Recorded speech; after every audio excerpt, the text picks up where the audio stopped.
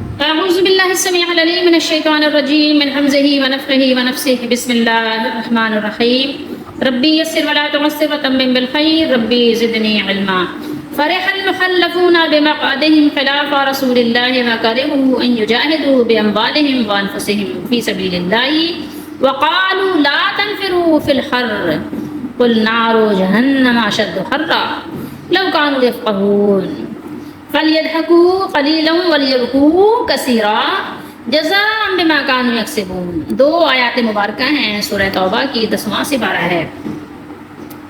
پیچھے رہ جانے والے اس پر خوش ہوئے، فرحہ خوش ہو گئے، مخلفون جو پیچھے رہ گئے کہ وہ رسول کے پیچھے بیٹھ رہے، بمقعدہم کہ وہ لوگ کیا ہوا بیٹھ رہے، قاعدے میں بیٹھ رہے، اور انہیں گوارا نہ ہوا کہ اپنے مال اور جان سے اللہ کی راہ میں لڑیں، اللہ کی راہ میں نکلیں، اور بولے اور کہا انہوں نے اس گرمی میں نہ نکلو، لا تنفرو نہ نکلو، حرارت بہت زیادہ ہے، تم فرماؤ جہنم کی آگ سب سے سخت گرم ہے۔ اسی طرح انہیں سمجھ ہوتی، کاش کہ ان کو سمجھ آتی اس بات کی، ان کو شعور آتا، وہ اس بات میں غور و فکر کرتے۔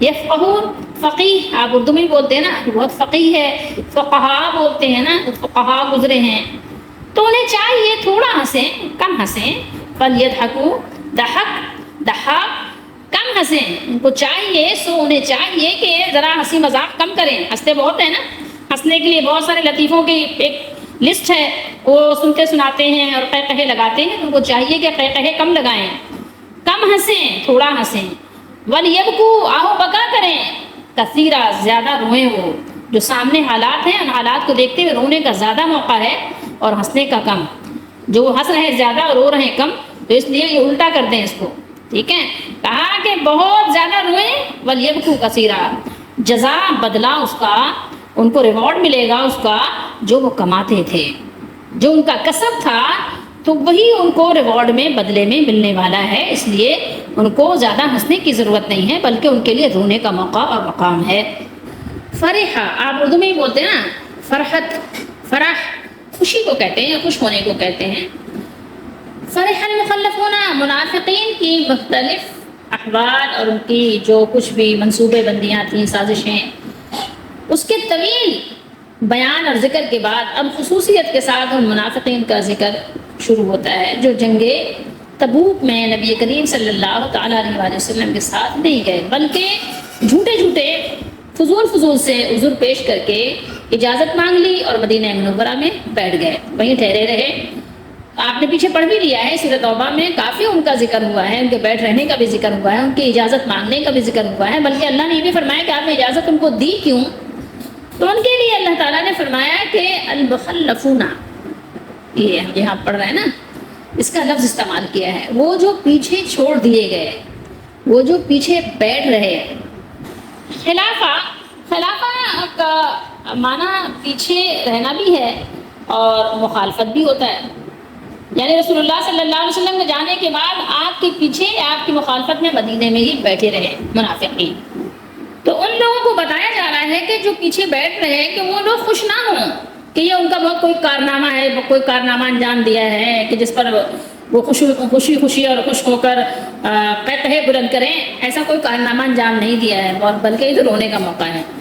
تو کوئی کارنامہ نہیں ہے کہ وہ آپ صلی اللہ علیہ وسلم کے ساتھ نہیں گئے اور آرام کے ساتھ اپنے گھروں میں مدینہ شریف کے شہر میں اپنے گھروں میں بیٹھے ہوئے ہیں، بلکہ حقیقت یہ ہے کہ انہیں اللہ کی طرف سے جانے کی توفیق ہی نہیں ملی اور وہ اس کی جناب سے کہنا چاہیے کہ دھکیلے ہوئے، پیچھے چھوڑ دیے گئے، ذلیل کیے ہوئے۔ ان کی حیثیت اس ردی سامان کی سی ہے جو ساتھ نہیں لے جایا جاتا، اگر آپ کا بیگ خراب ہو جائے تو کیا کرتے ہیں، آپ پھینک دیتے ہیں، اس بیگ کو نہیں لے جاتے۔ کوئی کٹا پھٹا بیگ ہو اور کوئی خراب سا سامان ہو یا کوئی ایسا کھانا ہو جو خراب ہو جانے کا اندیشہ ہو تو اس کو آپ اپنے ساتھ نہیں رکھتے۔ کوئی ایسی چیز جو سفر میں آپ کے کام نہ آئے اس کو ساتھ نہیں لے جایا جاتا، بلکہ اس کو یا تو گھر چھوڑ دیا جاتا ہے اور یا تو اسے پھینک دیا جاتا ہے۔ یہاں پر ٹھہر کر ایک بات غور کرنی چاہیے، وہ یہ کہ جب مسلمانوں سے، مومنوں سے کوئی قصور ہو جائے، کوئی خطا ہو جائے، کوئی غلطی ہو جائے تو وہ ندامت سے شرمندہ ہو جاتے ہیں اور ان کو دکھ ہوتا ہے، ملال ہوتا ہے، افسردہ ہوتے ہیں، افسردگی کی وجہ سے وہ غمگین رہتے ہیں، ان کو دکھ ہوتا ہے کہ ان سے ایسا کام کیسے ہو گیا۔ یہ مومنوں کا حال ہے کہ اگر ان سے کوئی خطا ہو جائے تو وہ دکھ سے ملول رہتے ہیں اور اس کا احساس ہوتا ہے دل میں، تو وہ استغفار کرتے ہیں، اپنے مالک کو منانے کی، راضی کرنے کی کوشش کرتے ہیں۔ مومنوں کی یہ صفات قرآن میں بھی بیان ہوئی ہیں اور احادیث میں بھی، کہ وہ نیکی کر کے بھی پھولتے نہیں ہیں بلکہ استغفار کرتے ہیں کہ پتہ نہیں میری نیکی اس لائق ہے کہ نہیں کہ اللہ کی بارگاہ میں قبول ہو، کیونکہ ظاہر میں ہوں ہی ناکارہ، میں تو ہوں ہی قصوروار، میرے اندر تو یعنی تقصیر ہی تقصیر ہے، نقص ہی نقص ہے، ہر کام میں ٹوٹ پھوٹ ضرور ہوتی ہے، کوئی کام تو ہمارے اندر وہ سلیقہ نہیں ہے کہ جو سلیقے سے کر سکیں۔ تو مومن نماز بھی پڑھنے کے بعد کیا کرتا ہے؟ استغفر اللہ پڑھتا ہے کہ اللہ آپ کی جناب کے لائق نہیں ہے لیکن آپ معاف کر کے اس کو اپنی بارگاہ کے لائق بنا لیں۔ تو مومن ہر وقت کیا کرتا ہے؟ اپنے مالک سے ڈرتا ہے، کیونکہ مالک جو ہے وہ بادشاہ حقیقی ہے اور اس کی شان یہ ہے کہ بہرحال اس کے سامنے ڈرا جائے، تقویٰ اپنے دل میں پیدا کیا جائے۔ لیکن اس کے برعکس، اس کے الٹ اگر آپ دیکھیں گے، اس کے خلاف جو لوگ ہیں، منافق ہوں یا کافر ہوں یا مشرک ہوں، ان کا حال اس سے بالکل الگ ہے۔ اچھا، اسی کیٹیگری میں باغی بھی آتے ہیں، سرکش بھی، جو اللہ کے نافرمان ہوتے ہیں، فاسق و فاجر جن کو کہا جاتا ہے۔ تو یہاں ان کی یہ عادت بد یا بری خصلت بیان کی جا رہی ہے کہ ان کی کیا خصلت ہے۔ ان کا حال یہ ہے کہ اگر وہ کوئی غلط کام کرتے ہیں تو اس پہ خوش بھی ہوتے ہیں، اس کو اپنا کارنامہ سمجھتے ہیں کہ گویا کہ انہوں نے کوئی بہت بڑا کارنامہ انجام دیا ہے، بہت ان کو ریوارڈ ملنا چاہیے اس کا۔ ہوتا بھی یہی ہے عموماً، جتنے بھی بدعقل لوگ ہیں نا، وہ کیا کرتے ہیں؟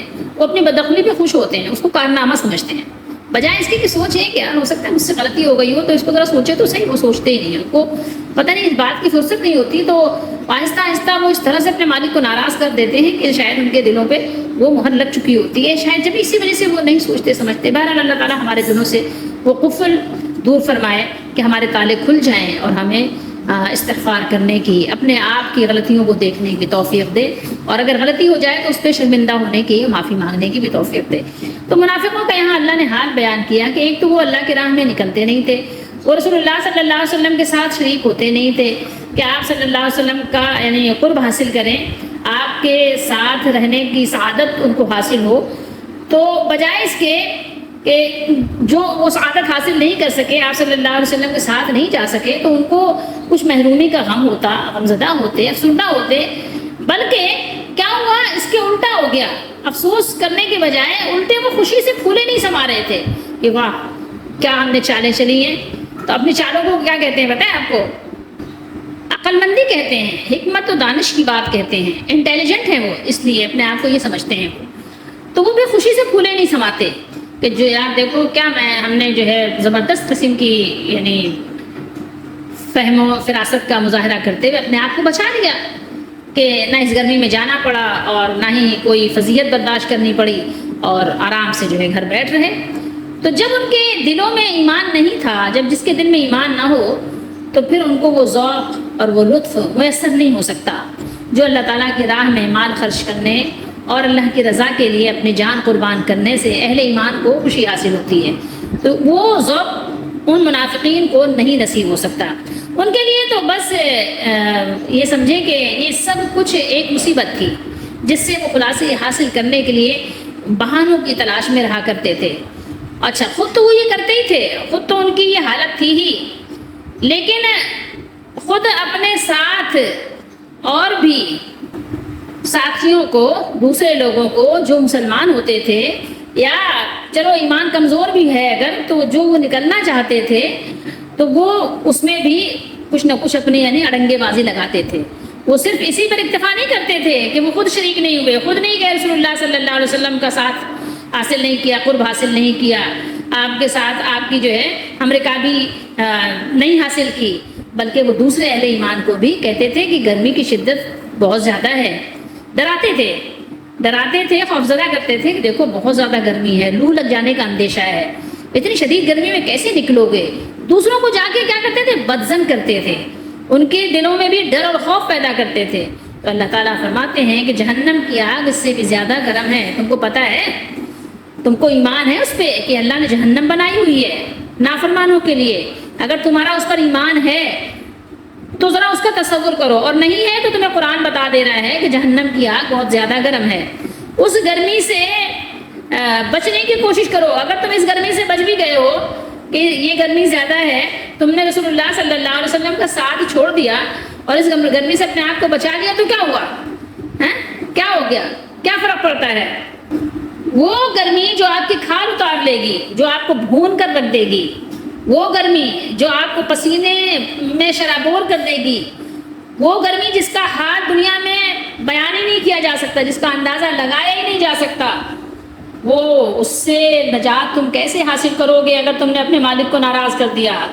سوچو, کیا تم نے کبھی نہیں سوچا اس کے بارے میں؟ اس بھون کر رکھ دینے والی آگ سے کیسے نجات حاصل کرو گے؟ لیکن ان چیزوں کو تو صرف وہ لوگ جو عقل والے ہیں وہی سمجھ سکتے ہیں. نادانوں کو کیا سمجھ ہے؟ اب ایک پاگل کے سامنے آپ عقل کی باتیں کریں تو پاگل بیچارہ کیا جانے. یا اگر آپ بھینس کے سامنے اگر آپ جو ہے خوب بہترین قسم کی جو ہے تقریر کریں تو اس کو بیچاری کو کیا پتا کہ آپ کیا کہہ رہے ہیں, آپ کے کہنے کا کیا مقصد ہے, آپ کس کو سنا رہے ہیں, اس کو کچھ نہیں پتا نا. تو بس یہی حال ان لوگوں کا ہو جاتا ہے جو اپنے مالک کو بھول جاتے ہیں, مالک کو فراموش کر دیتے ہیں. جب وہ خدا فراموش ہوتے ہیں تو خود فراموش بھی ہو جاتے ہیں, وہ اپنا آپ بھی بھول جاتے ہیں. لو کانوا یفقہون, تو فقیہ تو ہے نہیں نا, نہ عقل ہے, لا یعقلون ہے, نہ عقل سے کام لیتے ہیں, نہ فقیہ ہیں. تو اللہ نے فرمایا کہ جب فقیہ نہیں ہے, عقل ہی نہیں ہے, تو کاش کہ ان کے پاس عقل ہو جاتی, کاش کہ اپنے آپ کو سمجھنے کی کوشش کر لیتے تو کتنا اچھا ہوتا. اپنی بہتری کی پرواہ کرتے, اپنی بہتری کے لیے کوشش کرتے تو ان کے حق میں کتنا بہتر تھا اگر تھوڑی بہت یہ فقاہت حاصل کر لیتے. اب یہاں دیکھیے اللہ نے فرمایا فَلْيَضْحَكُوا قَلِيلًا. اب یہاں دیکھیے یہ جملہ صورتاً امر ہے اور مانن خبر. مطلب یہ ہوا کہ اس فانی زندگی, ختم ہو جانے والی عارضی زندگی کے چند روز وہ ہنسی خوشی گزار دیں گے, لیکن آئندہ آنے والی ابدی زندگی میں انہیں رونا ہی رونا ہے. دنیا میں چند روزہ زندگی میں زیادہ ہنسنا اچھا نہیں ہے. دنیا میں تھوڑا سا رونا بھی پڑے اپنے مالک کو راضی کرنے کے لیے, تو وہ رونا اچھا ہے کہ آپ ہمیشہ کے ہنسنے میں آپ کو کامیابی مل جائے, کہ ہمیشہ کی ہنسی خوشی کی زندگی آپ کو نصیب ہو جائے. تو کتنی اچھی بات یہ ہے کہ آپ کو ہمیشہ کا ہنسنا نصیب ہو جائے. تو اب یہ کہ تھوڑے دن ہنستی ہے بعد میں پھر رونا رونا, یہ کون سی زندگی ہے؟ سوچئے تھوڑی دیر. کھلکھلا کر ہنس رہے ہیں بے خبر, قبر میں روئیں گے دھاڑے مار کر, حشر میں روئیں گے دھاڑے مار کر, چیخیں مار کر. تم خوشی کے پھول لوگے کب تلک, تم یہاں زندہ رہو گے کب تلک. چند روزہ ہے یہ دنیا کی بہار, دل لگا اس سے نہ غافل زی نہار. عمر اپنی یوں نہ غفلت میں گزار, ہوشیار ہے محو غفلت ہوشیار. ہے یہ لطف و عیش دنیا چند روز, ہے یہ دور جام مینا چند روز, اور دار فانی میں ہے رہنا چند روز. اور اب تو کر لے کار عقبہ چند روز. عشرت دنیا فانی ہیچ ہے, اور پیش عیش و جاودانی ہیچ ہے. مٹنے والی زندگانی ہیچ ہے, اور چند روزہ دنیاوی یہ زندگی بھی ہیچ ہے. ایک دن مرنا ہے آخر موت ہے, کر لے جو کرنا ہے آخر موت ہے. موت کو سامنے رکھو تو ساری جو آپ کی غفلت ہے وہ دور ہو جائے گی, اور سارے غفلت کے پردے اٹھ جائیں گے جب آپ کے سامنے موت ہوگی. یقینی کہ پتہ نہیں کب موت آ جائے, پتہ نہیں آج ہی مر جاؤں, پتہ نہیں شام میں مر جاؤں, پتہ نہیں کل مر جاؤں, پتہ نہیں 10 دن جیوں, پتہ نہیں سال بھر بعد مر جاؤں. نہیں تو مر تو بہرحال جانا ہے, مرنا تو یقینی ہے. تو اگر آپ اپنی موت کو یقینی طور پر یاد رکھیں گے اور اپنی موت کا تصور قائم رکھیں گے تو پھر کیا ہوگا؟ پھر یہ آپ کی سستی کاہلی دور ہو جائے گی. آپ آخرت کے کاموں کے لیے مالک کو راضی کرنے کے لیے ایکٹیو ہو جائیں گے. جن لوگوں نے اپنے مالک کو راضی کر لیا جیسے صحابہ کرام, وہ کامیاب و کامران ہو گئے. تھوڑے دنوں کی تو انہوں نے مشکلات اٹھائیں, تھوڑے دنوں کو رونا بھی پڑا, لیکن کیا ہوا؟ ہمیشہ کی زندگی میں خوشی ہی خوشی ہے. سورہ یاسین میں آپ پڑھتے ہیں نا کہ کیا کہا تھا انہوں نے کہ کاش کوئی میری خبر جو ہے ہماری قوم کو پہنچا دے کہ میرے رب نے میری کیسی مغفرت کی, کیسی مجھے معافی ملی, کیسی مجھے اللہ تعالیٰ نے اپنی رحمت عطا فرمائی. کاش کہ میری قوم کو پتہ تو لگے کہ مجھے کیسا نوازا گیا. تو یہ بات ہے صحابہ کرام وہ کامیاب ہو گئے جو ان کو امتحان دیا گیا، اور منافقین ناکام ہو گئے، کافرین ناکام ہو گئے۔ تو اللہ تعالیٰ نے ان منافقوں کی مذمت کرتے ہوئے فرمایا ہے جو غزوہ تبوک میں رسول اللہ صلی اللہ علیہ وسلم کے صحابہ میں سے پیچھے رہ گئے تھے، جو پیچھے رہ گئے، جو صحابہ کے ساتھ نہیں ہوئے تھے، جو رسول اللہ صلی اللہ علیہ وسلم کو دھوپ میں جانا انہوں نے گوارا کر لیا اور خود جو ہے سایوں میں بیٹھ رہے، اور وہ اس بات پر خوش بھی تھے کہ رسول اللہ صلی اللہ علیہ وسلم کے تشریف لے جانے کے بعد وہ پیچھے بیٹھے رہے ہیں، ان کو خوشی بھی تھی، ان کو خوشی بھی تھی۔ اور انہوں نے ناپسند کیا تو کیا کیا ناپسند؟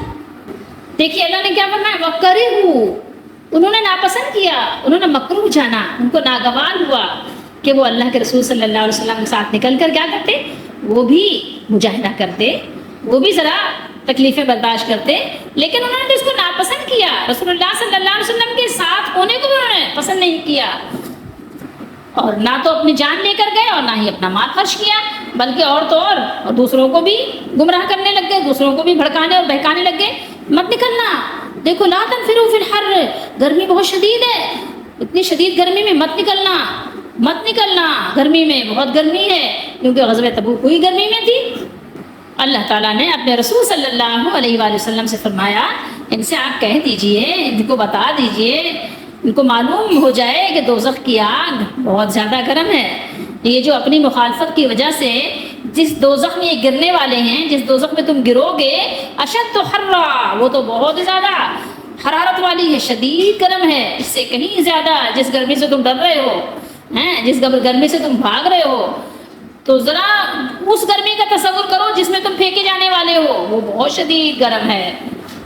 منافقین کو بتایا جا رہا ہے کہ منافقین کو علم ہی نہیں ہے کہ جہنم کیسی جگہ ہے، اگر ان کو یہ علم ہوتا کہ جہنم کی آگ کی گرمی جو جہنم میں اللہ نے رکھی ہے، تو اس جہنم کی آگ کی گرمی کے مقابلے میں دنیا کی گرمی کوئی حیثیت نہیں رکھتی، گرمی تو دور کی بات ہے، دنیا کی آگ بھی جہنم کی آگ کے مقابلے میں کوئی حیثیت نہیں رکھتی۔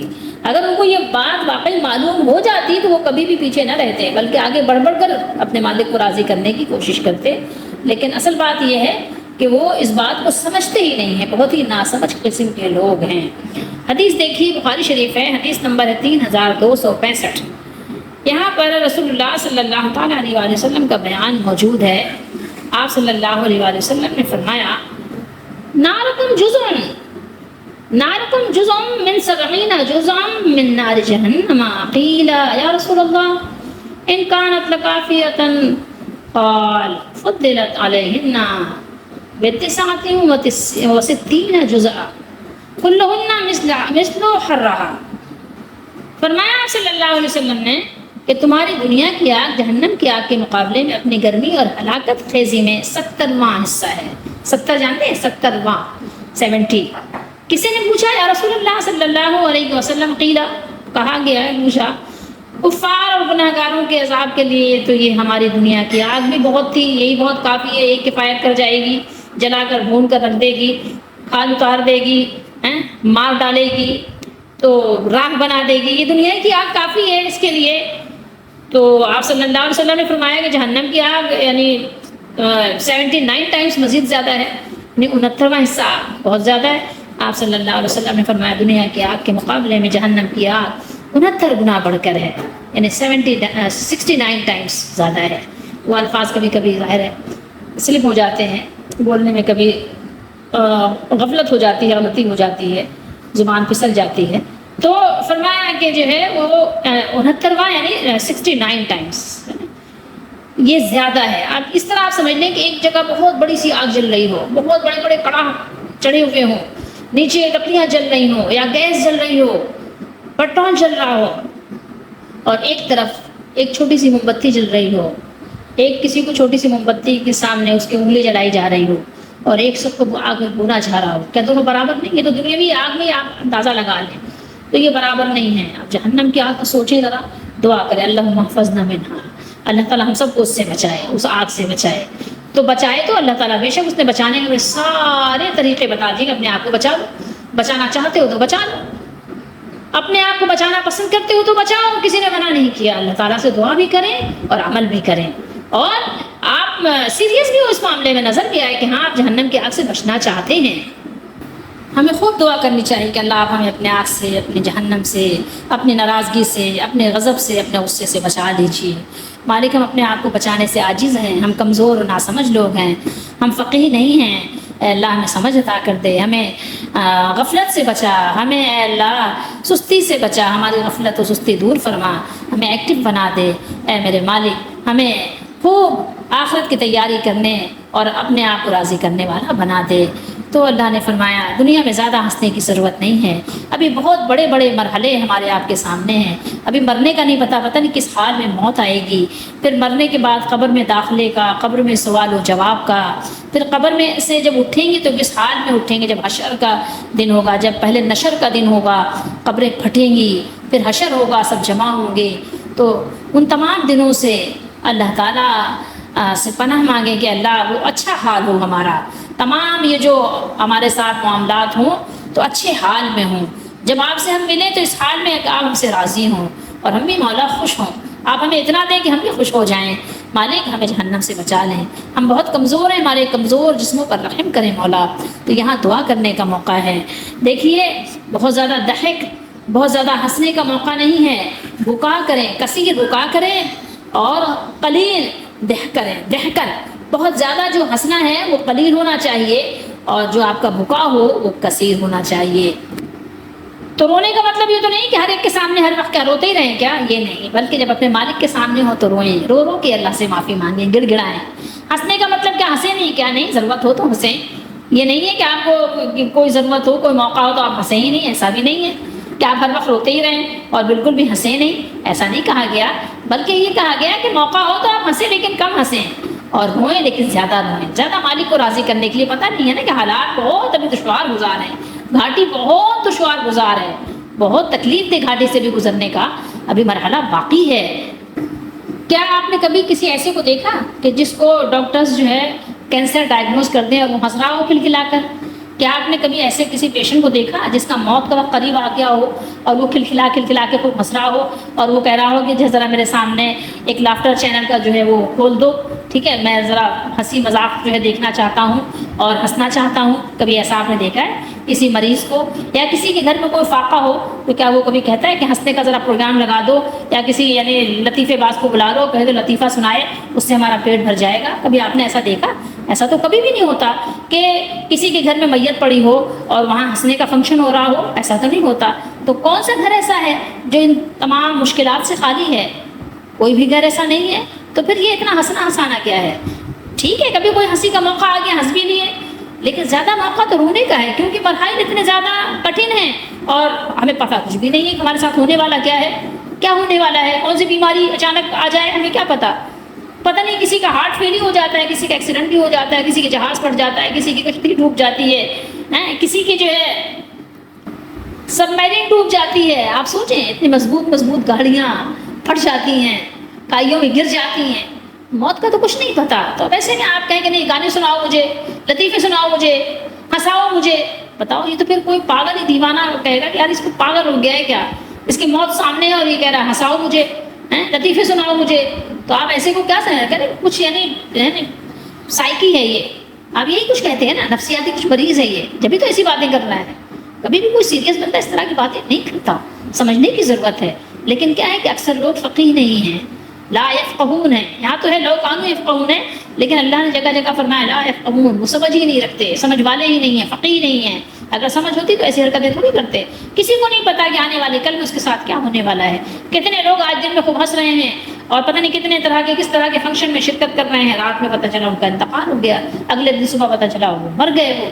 تو بتائیے، سوچئے، جس کی زندگی اتنی غیر یقینی ہو، کیا وہ اس طرح کی حرکتیں کرتا ہے کیا کبھی؟ اور اگر کرے بھی کسی کو ڈاکٹر نے جواب دے دیا ہو کہ بھائی بس آپ 6 مہینے جیو گے، یا کسی کو کینسر ڈائگنوز ہو گیا ہو اور اگر وہ ہنس رہا ہو، لطیفے سنا رہا ہو، تو آپ یہ سمجھیں گے یار وہ تھوڑا سا جو ہے وہ شاکڈ ہو گیا ہے، یعنی اتنی بڑی بات سن کر برداشت نہیں کر سکا، تو وہ کچھ جو ہے ایب نارمل سی یعنی حرکتیں کر رہا ہے۔ یہی سوچے گا انسان، کبھی بھی اس کو نارمل اور سمجھدار لوگوں میں شمار نہیں کر سکتا۔ یہ ساری چیزیں غور کرنے کی ہیں، قرآن کی آیت ہمیں سبق دے رہی ہیں، ہمیں غور و فکر کرنے کی دعوت دے رہی ہیں۔ ایک چیز اور بھی یاد رکھنے کی ہے کہ دنیا جب عارضی ہے، دنیا جب فانی ہے، تو یہاں کی ہر چیز بھی عارضی اور فانی ہے۔ آپ کو پتہ ہے آپ کا جسم بھی عارضی اور فانی ہے۔ کبھی آپ نے اپنے جسم پر غور کیا کہ دیکھیں کیسے یہ آہستہ آہستہ بوڑھا ہو جاتا ہے، کمزور ہو جاتا ہے، بیمار ہو جاتا ہے، کبھی دانت ہل رہے ہیں، کبھی آنکھ پہ چشمہ لگوانے کے لیے آنکھ کمزور ہو گئی، چشمے کا نمبر بڑھ گیا، مطلب مختلف پاؤں میں تکلیف، گھٹنوں میں تکلیف، کھالیں لٹکنی شروع ہو گئیں، جھریاں پڑنی شروع ہو گئیں، کتنی طرح کی، یعنی آپ دیکھیں اس میں مشقتیں ہیں دنیا میں اگر انسان زیادہ جیتا ہے تو۔ کیا آپ نے کبھی اس پہ غور نہیں کیا؟ غور تو کریں تو پتہ چلے گا۔ تو یہ بتایا گیا یہاں پہ کہ دنیا آخرت کے مقابلے میں بہت ہی کم ہے، فانی ہے، اور جب فانی ہے تو باقی کا کیا مقابلہ کر سکتی ہے؟ ایک چیز باقی ہے، ہمیشہ رہے گی، اور ایک چیز فانی ہے، فنا ہو جائے گی۔ تو اس لیے ان کا ہنسنا بہت ہی کم عرصے کے لیے ہے۔ اگر وہ ہنس بھی رہے ہیں یہ دنیا میں تو یہ ہے، ان کا ہنسنا ہے ہی عارضی اور فانی، ان کا ہنسنا بھی ختم ہو جائے گا، یہ خود بھی ختم ہو جائیں گے۔ اور ان کا رونا کیا ہے؟ وہ چونکہ دوزخ میں رونا ہے تو بے حد و حساب ہے، یہ مدت ہی نہیں ختم ہوگی، بے حد و حساب مدت کے لیے ان کا رونا ہے، جس کی کوئی انتہا ہی نہیں ہے، جس کی کوئی انتہا نہیں ہے، جس کا کوئی اینڈ نہیں ہے۔ بخاری شریف ہے، حدیث نمبر 1044 ہے، یہ ہے سورج گرہن میں صدقہ خیرات کرنے کا ہے، باب الصدقۃ فی الکسوف، یعنی سورج گرہن جب ہو جاتا ہے نا، یہ حدیث نمبر آپ نے دیکھ لیا۔ پوری حدیث تو میں آپ کو نہیں سنا رہی، البتہ اس کا جو ہے آخر کا حصہ میں آپ کو دکھانا چاہتی ہوں۔ یہ کافی جگہ اس کی حدیث بیان ہوئی ہے، اور مسلم میں بھی ہے، اور محدثین نے بھی اس کو بہت بیان کیا ہے کثرت سے۔ تو یہاں پر رسول اللہ صلی اللہ علیہ وسلم کا بیان موجود ہے، یا امت محمد واللہ لو تعلمون ما اعلم لضحکتم قلیلا بل بکیتم کثیرا۔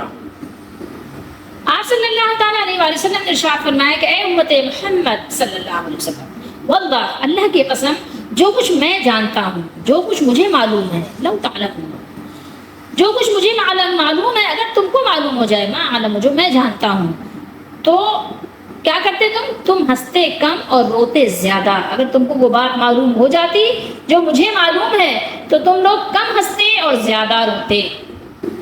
لیکن ہمیں پتہ نہیں کیا ہو گیا ہے کہ بس ہم ہنسنے ہنسانے کی باتیں کرتے رہتے ہیں، ہم اسی کو پسند کرتے ہیں جو زیادہ ہنسے زیادہ ہنسائے، ہم اس کی تعریف کرتے ہیں، اس کو تمغے دیتے ہیں، انعامات دیتے ہیں کہ بھائی وہ تو جس محفل میں بیٹھتا ہے ہنسا ہی دیتا ہے۔ اللہ اکبر، ہمیں کیا ہو گیا؟ اس لیے کہ اس کا مطلب ہے کہ ہم بہت ہی ناسمجھ لوگ ہیں، ہم کو کچھ بھی نہیں پتہ۔ اگر کچھ بھی پتہ ہوتا اپنے بارے میں، آخرت کے بارے میں، تو ہم ہنستے کم اور روتے زیادہ۔ اللہ کے نبی صلی اللہ علیہ وسلم کا فرمان موجود ہے، بخاری شریف ہے، حدیث نمبر آپ جان چکے ہیں۔ تو یاد رکھیے یہاں سبق ہمارے لیے ہے کہ اگر ہم آخرت کے معاملے میں بالکل بے فکر ہو کے بیٹھے ہیں، ہنس رہے ہیں، ہنسا رہے ہیں، کوئی بھی موقع ہو، اور اپنی موت کو، اپنی آخرت کو، اللہ کی رضا کو، کتاب و سنت کو بھولے بیٹھے ہیں، تو سوچ لیجئے، غور کر لیجئے، یہاں پر ٹھہر جائیے، اپنے لیے پہلے دعا بھی کیجئے۔ دعا بھی کرنا بہت ضروری ہے، کیونکہ دعاؤں سے اور دعائیں کرنے سے بہت ساری مشکلات اور مصیبتیں ٹل جاتی ہیں۔ تو بہرحال یہاں اللہ تعالیٰ نے ان لوگوں کو ایک طرح سے جاہل قرار دیا ہے کہ ان کے اندر سمجھ نہیں ہے، کاش کو ان کے اندر سمجھ آ جائے، وہ سمجھ حاصل کرنے۔ یہ ان کی جہالت کا نتیجہ ہے، وہ جانتے ہی نہیں ہیں، ان کو پتہ ہی نہیں ہے کہ آدمی تھوڑی سی تکلیف اگر برداشت کر لے، اور تھوڑی سی تکلیف برداشت کرنے سے اگر ہمیشہ کی ناقابل برداشت تکلیف سے بچ جائے، اور وہ بچ رہا ہو، اس کی بچت ہو رہی ہو، تو پھر کوئی جاہل ہی ہوگا، کوئی جاہلی محض ہی ہوگا، یا کوئی جاہلوں کا سردار ہی ہوگا جو وہ تھوڑی سی تکلیف برداشت نہ کرے اور ہمیشہ کی سخت ترین تکلیف برداشت کرنا پسند کر لے۔ اسی طرح انہیں معلوم ہی نہیں کہ اصل گرمی کیا ہوتی ہے، اصل گرمی ہوتی کیا ہے، اصل گرمی کہتے کسے ہیں۔ ورنہ اگر وہ جہنم کی گرمی سے آگاہ ہوتے اور ان کو معلوم ہوتا اور ان کا اس پر ایمان ہوتا، تو وہ دنیا کی شدید سے شدید گرمی کی بھی پرواہ نہ کرتے۔ لو کانوا یفقہون، لو کانوا یفقہون، اگر ان کو ذرا سا بھی اس کا ادراک ہوتا تو ایسا نہ کرتے۔ مسلم شریف میں ایک حدیث شریف ہے، رسول اللہ صلی اللہ علیہ وسلم نے ارشاد فرمایا کہ جہنم کا ایک غوطہ دنیا کی تمام لذتیں بھلا دے گا۔ جہنم میں ایک غوطہ لگایا جائے گا، اس سے پوچھا جائے گا دنیا میں کوئی راحت دیکھی تھی؟ کہے گا نہیں، میں دنیا میں کبھی راحت دیکھی ہی نہیں۔ اللہ تعالیٰ ہم سب کو جہنم سے بچنے کی توفیق دیں اور جنت میں جانے والوں کا کام کرنے کی توفیق دیں، آمین۔ اور اللہ تعالیٰ ہم سب کو ہر طرح کے برے بدلے سے بچائیں، کوئی خطا ہو جائے تو معافی مانگنے کی توفیق دیں اور معاف کر دیں، اور ہماری ساری امیدیں ہمارے مالک سے لگی رہنی چاہیے، اور ہمیں دعا کرتے رہنا چاہیے، مناجات کرتے رہنا چاہیے۔ خداوندا امیدیں ما وفا کن، دل امراض کرم حاجت روا کن۔ اے میرے مولا، میں جو امیدیں آپ سے رکھتی ہوں اس کی آپ اپنی رحمت سے پوری ہو جانے کی امید ہمیں عطا کرتے ہیں کہ وہ سب کو پورا فرما دیجیے۔ میری جو دلی خواہشیں ہیں، جہنم سے بچنا ہے، جنت میں داخلہ ہے، اپنے فضل و کرم سے وہ ہمیں عنایت فرما دیجیے۔ منور دار جانم را بنورے دن دلم را زندہ گرداں از حضورے۔ اے میرے مولا، میری جان کو اپنے نور سے منور فرما دیجئے اور دولت حضوری عطا فرما کر میرے دل کو زندہ فرما دیجئے۔ میں آپ کی رضا کے لیے ہر وقت کوشش کرتی رہوں، کوشش میں لگے رہیں ہم لوگ۔ دلم را محری میں اسرار گرداں زخاب غفلتم بیدار گرداں۔ میرے دل کو اسرار کا محرم بنا دیجئے اور مجھ کو خواب غفلت سے بیدار کر دیجئے میرے مولا۔ چو جارا منقطع شد از جہادم